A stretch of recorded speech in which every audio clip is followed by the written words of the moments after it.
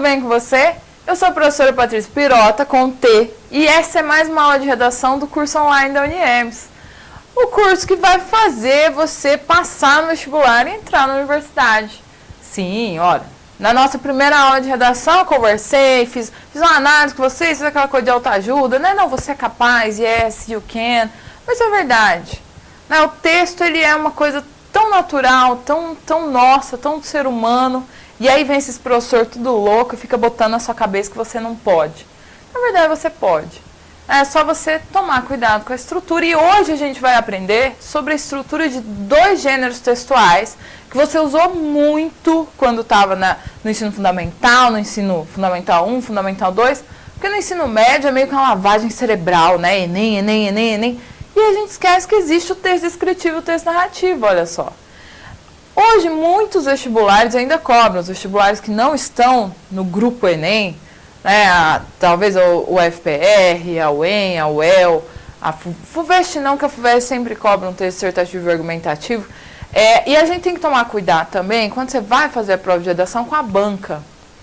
Normalmente se fala muito de banca nas aulas para concurso, talvez você está assistindo a esse meu curso para concurso, você tem que sempre ter noção quem é a sua banca. Sua banca é o Enem, sua banca é a FUVEST, sua banca é o UNB, que é a CESP, né? Deus te ajude se for a CESP. É a FCC, é quem?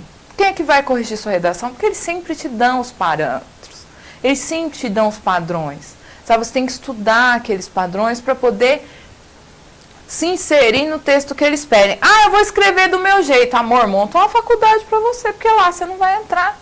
Sabe, eles têm uma estrutura, então você tem que estar naquela estrutura, você tem que estar dentro da estrutura.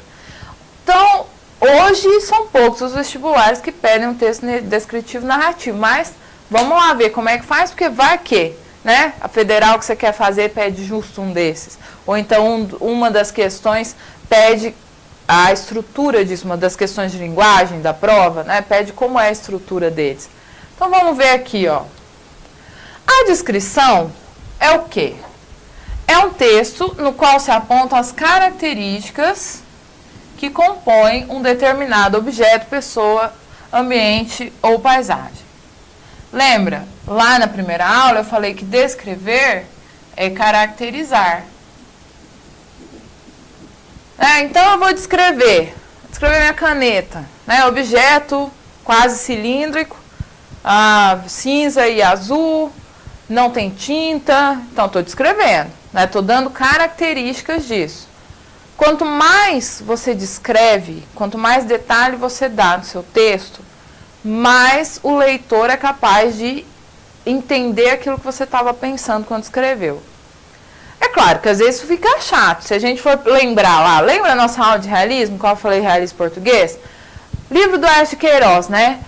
Luísa entrou pela porta. A porta media 2 metros, tinha um trinco de cobre antigo que fora retirado das escavações pelos escravos da mãe de Luísa. Ela passou pelo batente que era feito de mármore. Luísa já deu vontade de dormir, né? Então, assim, dependendo da descrição, você não precisa fazer essa coisa, sabe, enrolada, não precisa, a descrição ela é característica, é claro, era o estilo do Oeste, na época as pessoas gostavam, ele achava necessário dar esse tanto de detalhe, enfim. Mas descrever é caracterizar, tá? Descreva o seu estado de ânimo neste momento, felizão, né? Porque você sabe que você vai passar no vestibular, você está confiante, você está sentado com essas costas tudo tortas nessa cadeira que eu sei. Arruma essas costas agora, porque senão depois vai ficar com dor nas costas e vai ficar, eu não aguento estudar porque eu tô com dor nas costas. A narração. Se descrever é caracterizar, narração é o quê? É contar. É o que você faz todo dia quando você fica aí, ao invés de estudar, no WhatsApp com suas amiguinhas, com seus amiguinhos. Nós contamos um ou mais fatos que ocorreram em determinado tempo e lugar, envolvendo certos personagens. Olha só, você já vê na própria descrição do gênero que a narração ela tem elementos próprios. Então, eu tenho tempo, espaço, personagem, fatos, entende? Na descrição, eu só tinha que caracterizar. Na narração, eu já boto umas modalidades a mais ali, uns elementos estruturais a mais. Então você está contando alguma coisa. Igual você contou do seu último fim de semana para sua amiga ontem no WhatsApp. A diferença é que você vai usar uma linguagem mais elaborada, porque é um texto escrito. A dissertação é quando nós expomos ideias de forma geral. E aqui, quando eu falo seguida de apresentação de argumento, é quando é dissertação e argumentação. Tá? O texto dissertativo é um texto meramente informativo. O texto argumentativo é um texto que precisa de informação, porque você não argumenta nada, você não prova nada sem informação. Mas ele não tem o objetivo de expor alguma coisa, algum fato. Ele quer convencer alguém de alguma coisa. O dissertativo, ele quer expor alguma coisa. Então, a vida secreta das abelhas africanas do leste. É um texto dissertativo. Agora, um texto dissertativo argumentativo. Por que as abelhas africanas do leste não produzem mel durante o outono? Aí você tem que explicar. Entendeu? Então, aí você vai criar uma tese e tal. Essa é toda a diferença. Mas a aula hoje é sobre narração e descrição. Então, vamos lá. Olha só uma descrição. Vamos ler aqui. Sua estatura era alta e seu corpo esbelto. A pele morena refletia o sol dos trópicos. Ah, que coisa linda. Os olhos negros e amendoados espalhavam a luz interior de sua alegria de viver e jovialidade. Gente, como é que uma pessoa que mora no calor consegue ser assim? Mas tudo bem. Os traços bem desenhados compunham uma fisionomia calma que mais parecia uma pintura. Olha só a quantidade de adjetivo que eu circulei ali, não é? É uma descrição que tem adjetivo. E olha os verbos de estado. Cadê os verbos de estado? Vou te dar 30 segundos para você achar. Verbo de estado. Vamos. Não vou dar 30 segundos não, porque eu tô impaciente hoje. Era.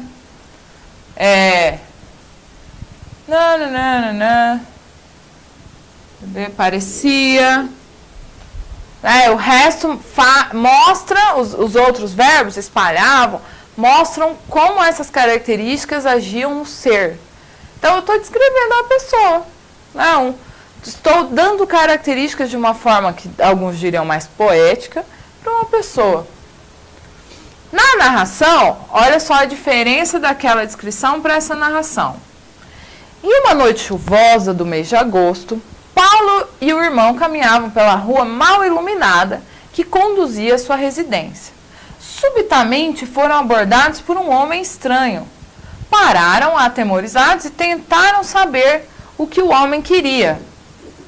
Provavelmente faltou o que aqui? Receosos de que se tratasse de um assalto. Era, entretanto, somente um bêbado que tentava encontrar com dificuldade o caminho de sua casa. O que eles fizeram aqui? Contaram uma história. Contaram um acontecimento. Mas espera aí, tem descrição aí nesse negócio. Claro, não tem como narrar sem descrever. Eu tenho que descrever. Mas então a descrição ou a narração? Nós temos uma palavra linda na língua portuguesa chamada predominância. Então, o que predomina? Predomina a descrição ou predomina a narração? Eu não sei o que predomina. Você jura? Você tá... Né? Você jura para mim que você não sabe o que predomina. É aquilo que tem mais, é aquilo que tem mais importância. O que predomina neste texto? A narração dos fatos. Eu tenho a descrição, mas é uma descrição muito sutil para poder dar o pano de fundo ali. Né? Para dizer como eles eram, que tipo de mês era, etc, etc. Porque isso é incluído na minha narrativa. Vamos ver quais são as características da narração? Então, são elementos fundamentais da narração. O fato, ou seja, o que aconteceu. O episódio ou incidente, que é esse o que aconteceu. A personagem ou personagens. Então, o que eu preciso ter numa narração? O que e quem? que são as perguntas que você faz quando alguém está te contando uma fofoca, né? O quê? Quem? Então, a narração é basicamente uma fofoca. Então, você precisa saber o que aconteceu e quem fez alguma coisa. Só que esse quem fez alguma coisa em algum lugar, em algum tempo. Então, aí já entram os meus dois elementos, que são o tempo e o espaço. Eu vou ter outras circunstâncias, como, quer dizer, qual é o modo como se desenvolveram os fatos? Onde, que é o local, os locais de ocorrência. Mas no texto não fala local. Ele deixa subentendido muitas vezes. Ele não vai falar sempre o nome de um lugar. Às vezes ele deixa subentendido que foi numa rua, que foi numa praça, que foi dentro de uma sala, enfim. O local ele não precisa necessariamente estar expresso, ele pode estar subentendido. Quando, o mesmo caso, o tempo também. Quando eu digo era uma vez, sabe lá quando era essa vez. É o tempo é indeterminado. Assim como o espaço, se for em um certo campo verdejante, é indeterminado. Quando você bota certo, você indetermina. Em um certo, você indetermina qualquer coisa que você esteja escrevendo. O porquê, porque aconteceu aquilo, e as consequências que são por isso. Então, na narrativa eu tenho quem fez, o que, como, quando, onde, porquê e o que aconteceu. Então, a professora deu o vídeo, gravou o vídeo para a aula do vestibular na Uniemes durante o ano de 2015 para ajudar os alunos a participarem, a fazer o vestibular, e a consequência foi que todo mundo passou. Acabei de fazer a narração. Claro, tudo em tópico, né? Mas é isso que vai acontecer. Você vai desenvolver essa narração depois de você ter feito o quê? Que eu falei que não pode começar texto sem planejamento. Até aqui você... já tem aqui, filhote, o planejamento da sua narração. Veja só. Então, eu preciso desse planejamento aqui. Porque senão, lá no meio do meu texto, eu vou ficar perdida. Um bom jeito de você treinar a narração é você entrar nesse site de fanfic. Essas páginas em que a galera continua, os livros dos quais elas gostam e tal. Ou então contar uma história mesmo, escreve sem medo de ser feliz, compartilha lá no seu Facebook. Sabe, certeza você vai ganhar um monte de curtida das suas tias, que estão lá o dia inteiro botando bichinho fofo, enfim. Então, a narração, ela precisa desses elementos. Tá? Então, a estrutura de uma narração, ela tem aqueles elementos, ela tem uma estrutura, quer dizer, ela tem uma continuação. Como é que você vai fazer isso? Primeiro, você vai expor, que é a apresentação do tema. Então, vai começar. Em um lindo dia de verão... Não, lindo dia de verão não, porque eu odeio calor. Então, em um lindo dia de inverno, no qual as ruas estavam cheias de sombras, pois o sol não havia aparecido, havia uma menina feliz. Então, apresentei. Comecei ali minha narração. Aí vai acontecer alguma complicação. Que é o quê? O desenrolar dos acontecimentos. Que é a ação das personagens ou o conflito entre as personagens. Então, esse conflito ele é muito sutil, né? Ou essa ação. Então havia ali uma menina feliz. Aquela menina estava andando pela rua, distraída com o canto dos passarinhos, quando pisou no buraco. Opa, já não está dentro do que tinha que ser. Então esse lance do pisar no buraco já vai me startar outra situação. Então aí eu tenho a complicação. E a partir desse pisar no buraco eu vou chegar onde? Aonde? Vou chegar no clímax, que é o suspense da narrativa. Porque se ela pisou no buraco, e agora? O que aconteceu? Ela caiu, ela se machucou, ela quebrou o pé. Tá vendo? É toda aquela coisa assim da novela mesmo. A novela é uma baita de uma narração. Então aquela... E aí depois que você descobre o que ela fez, você quer saber o que aconteceu quando minha menina da história pisou no buraco? Absolutamente nada. Ela xingou, né? Porque, pisar no buraco, tirou o pé e continuou andando feliz. Mentira. depois você tem o desfecho, que é a resolução, que é a conclusão dessa história, que é o que eu acabei de fazer, né? Ela conseguiu sair do buraco sozinha e foi feliz para sempre.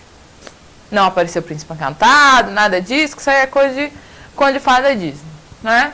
Ou então ela mandou uma mensagem para alguém pelo WhatsApp que veio salvar ela, essa coisa toda. Então a narração, ela tem esses elementos, que são aqueles elementos que você aprendeu lá na primeira série, filho. Lá quando você ouviu a historinha da Branca de Neve, quando você ouviu a historinha da Cinderela. É isso, você sabe fazer, você só tem falta de prática. Eu ia falar preguiça, mas é falta de prática. Então, o foco narrativo. Isso aqui é importante. Ó, agora nós vamos falar de 3 provas diferentes. Nós vamos falar da prova de redação, da prova de literatura e da prova de linguagens. Eita, povo polivalente. Por quê?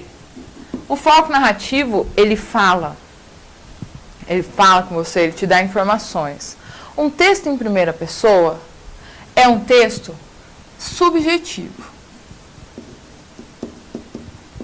Então, quando eu tenho um narrador em primeira pessoa, eu tenho um narrador personagem, e aí eu lembro do grande narrador da literatura brasileira, da grande personagem da literatura moderna brasileira, que é o Brás Cubas. Sim, vamos falar de literatura aqui também. Por que eu lembro do Brás Cubas? Porque ele é o grande narrador personagem, né? O defunto autor. Porque é subjetivo, porque ele está contando a história dele, você é obrigado a acreditar nele. É o que acontece com o Bentinho, no Dom Casmurro, né? Você tem que acreditar nele. Então é muito subjetivo o que ele está te contando. Já quando eu tenho a narração em terceira pessoa, que é o caso de quem? Do narrador do Curtiço. Né? Ó, tô falando de 2 livros que vão cair onde? Na FUVEST. Eu tenho um narrador objetivo. Então, a tendência a eu acreditar nesse narrador é muito maior. Porque ele não é eu. Nós temos problema em acreditar no outro. Vocês já pararam para pensar nisso? Então, se a ciência disse, né, tá certo. Agora, se eu disse, quem é você para falar alguma coisa? Tá vendo? É só mudar a linguagem. Você vai estar falando do mesmo jeito. Então, por que eu escrevo dissertativo e argumentativo em terceira pessoa? Porque é mais objetivo. Tá? Toma cuidado. Raramente os vestibulares pedem o foco.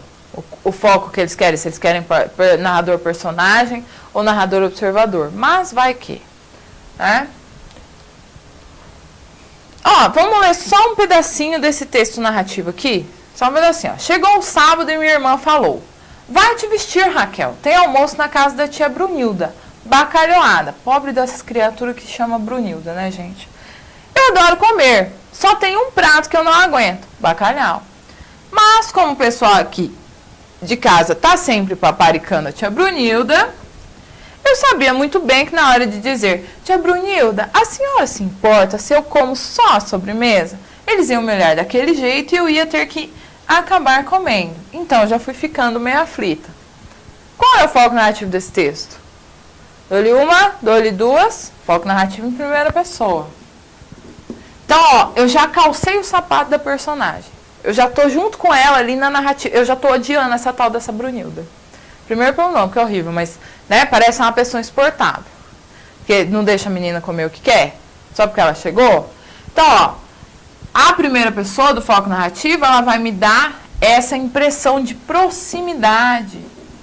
Né, eu tô próxima dele. Eu estou ali pertinho do narrador. E o que eu tenho aqui?